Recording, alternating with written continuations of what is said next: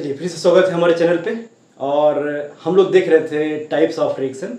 तो इस type of reaction में आज का टॉपिक रहेगा डिस्प्लेसमेंट रिएक्शन और डबल डिस्प्लेसमेंट रिएक्शन। ये दो रिएक्शन आज हम लोग समझेंगे। तो डिस्प्लेसमेंट रिएक्शन ये समझने के लिए बाबू सबसे पहले आपको पता होना चाहिए रिएक्टिविटी सीरीज। रिएक्टिविटी सीरीज में हम लोग ये जानते हैं कि कौन सा मेटल या कौन सा एलिमेंट ज़्यादा रिएक्टिव है किस एलिमेंट से, ठीक है। और इसमें हम लोग मान के चलते हैं हाइड्रोजन को बीचों बीच में।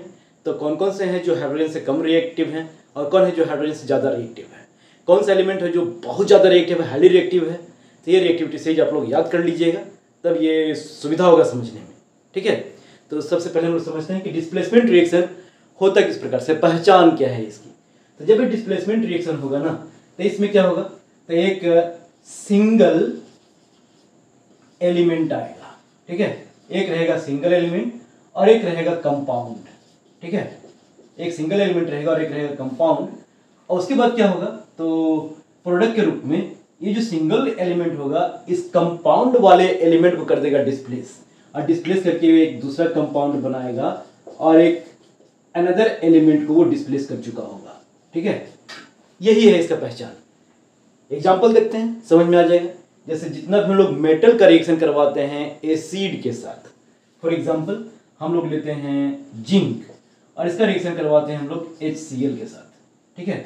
जिंक का रिएक्शन करवाते हैं HCl के साथ। जिंक जो है हाइड्रोजन से काफ़ी ज़्यादा रिएक्टिव है। तो जिंक एक सिंगल एलिमेंट के रूप में आया और HCl एक कंपाउंड के रूप में आ रहा है यहाँ पे, यानी कि आ रहा है अपने पेयर के साथ, जोड़ा के साथ, ठीक है। और ये है ज़्यादा रिएक्टिव। तो बाबू यहाँ पे क्या होगा ना कि ये उसको कर देगा डिस्प्लेस, और डिस्प्लेस करके खुद पेयर बना लेगा, और जो पेयर में आया हुआ था उसको कर देगा अलग, उसको कर देगा बंडा बिहारी, है ना। यही है इसकी पहचान। तो ये बन जाएगा ZnCl2। Cl2 क्यों लिखे, क्योंकि Zn की वैलेंसी 2 है जो इसके नीचे आ गया, और Cl की वैलेंसी 1 है जो यहाँ पे आ गया। तो ZnCl2 बन गया, और साथ ही साथ रिलीज हो रहा है यहाँ पे हाइड्रोजन गैस। बैलेंस कर लेते हैं इसको। तो बैलेंस करने के लिए कुछ नहीं करना है, यहाँ पे 2 लगा देना है, तो सबकी संख्या बराबर हो गई, बैलेंस्ड हो गया, ठीक है। वैसे ही लेते हैं हम लोग आयरन, इसका रिएक्शन करवाते हैं CuSO4 के साथ, आयरन प्लस कॉपर सल्फेट, ठीक है। कॉपर सल्फेट का सॉल्यूशन जो होता है ब्लू होता है, ब्लू कलर का होता है। ब्लू सॉल्यूशन में जब हम लोग आयरन निल्स डालेंगे तो धीरे धीरे वो ग्रीन हो जाएगा, है ना, क्योंकि ये आयरन जो है कॉपर से अधिक रिएक्टिव है, तो इसको वहां से डिस्प्लेस कर देगा। कॉपर आया है अपने पेयर के साथ, सल्फेट के साथ, है ना, तो इस पेयर को हटोड़ देगा ये और खुद पेयरिंग कर लेगा उसकी जगह पे, ठीक है। तो पेयर का तोड़ा तोड़ी यहाँ भी चल रहा है भाई केमिस्ट्री में, ठीक है। तो यहाँ पे क्या होगा, ये बन जाएगा FeSO4 और प्लस ये कॉपर बेचारा जो साथ में आया था जोड़ा के रूप में, वो बंडा हो गया क्योंकि कम रिएक्टिव था, ठीक है। तो अगर आपको अपना पेयर बचा करके रखना है भाई, तो आपको हाईली रिएक्टिव हो करके रखना पड़ेगा। केमिस्ट्री यही सिखा रहा है हमको, ठीक है। तो चलिए दो और रिएक्शन हम लोग देख लेते हैं। जैसे हम लोग देख सकते हैं Fe का रिएक्शन H2SO4 के साथ, ठीक है। फिर से वहीं पे होगा। आयरन जो है हाइड्रोजन से अधिक रिएक्टिव होने की वजह से ये बना लेगा FeSO4 और प्लस रिलीज करेगा हाइड्रोजन गैस को, ठीक है। इस प्रकार से जो रिएक्शंस देख रहे हैं हम लोग, इन सभी में एक सिंगल एलिमेंट के रूप में आया था, ये कंपाउंड के रूप में आया था। यहाँ पे वो क्या किया, तो जो सिंगल एलिमेंट था ना वो हाईली रिएक्टिव होने की वजह से उसको डिस्प्लेस कर दिया कम रिएक्टिव एलिमेंट्स को, और जो कम रिएक्टिव था बेचारा अकेले बंडा बिहारी के रूप में घूमना शुरू कर दिया। तो ये डिस्प्लेसमेंट रिएक्शन आप जितना चाहें उतना करवा सकते हैं। जितने भी प्रकार का एसिड का रिएक्शन होता है एलिमेंट्स के साथ, मेटल के साथ, तो वो मेटल क्या करता है, तो हाइड्रोजन को कर देता है डिस्प्लेस। जैसे एक दो और रिएक्शन हम लोग देख लेते हैं। सोडियम का रिएक्शन HCl के साथ, ये बना लेगा सोडियम क्लोराइड और डिस्प्लेस करेगा किसको, H2 को, हाइड्रोजन गैस को। चलिए कर लेते हैं बैलेंस। यहाँ पे लग गया 2, क्लोरीन 2 हो गया, यहाँ लगा दिए 2, फिर यहाँ पे हो गया 2, ठीक है। वैसे ही पोटेशियम लेते हैं, इसका रिएक्शन करवाते हैं HNO3 के साथ, ये बन जाएगा KNO3, क्योंकि ये हाइड्रोजन कर देगा रिप्लेस, और हाइड्रोजन यहाँ पे फिर से हो जाएगा बंडा बिहारी के रूप में। कर लेते हैं उसको बैलेंस। तो उसको बैलेंस करने के लिए चूंकि हाइड्रोजन 2 है, यहाँ पे लगा दिए 2, ये हो गया 2, ये हो गया 2। इस प्रकार से हम लोग 4-5 रिएक्शन देखे। इन सभी में कॉमन चीज जो है उसी को हम लोग नियम बना दिया बेटा, कि भाई सिंगल एलिमेंट के रूप में आएगा, दूसरा जो रहेगा रिएक्टेंट वो कंपाउंड के रूप में रहेगा। सिंगल एलिमेंट जो है वो कंपाउंड वाले किसी दूसरे एलिमेंट को डिस्प्लेस कर देगा, जिसको डिस्प्लेस करेगा वो बंडा बिहारी के रूप में घूमना शुरू कर देगा, ठीक है। तो चलिए ये हो गया डिस्प्लेसमेंट रिएक्शन। डबल डिस्प्लेसमेंट में क्या होगा वो देखते हैं। डबल डिस्प्लेसमेंट का पहचान है एक्सचेंज ऑफ रेडिकल या एक्सचेंज ऑफ पार्टनर।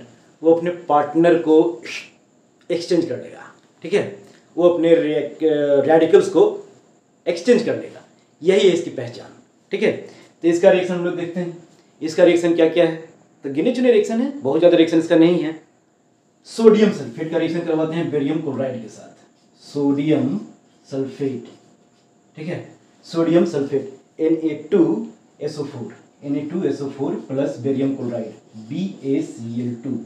अब यहाँ पे क्या होगा, ये भी कंपाउंड के रूप में, ये भी कंपाउंड के रूप में। इसका पहचान यही है कि दोनों रिएक्टेंट कंपाउंड के रूप में ही आएंगे।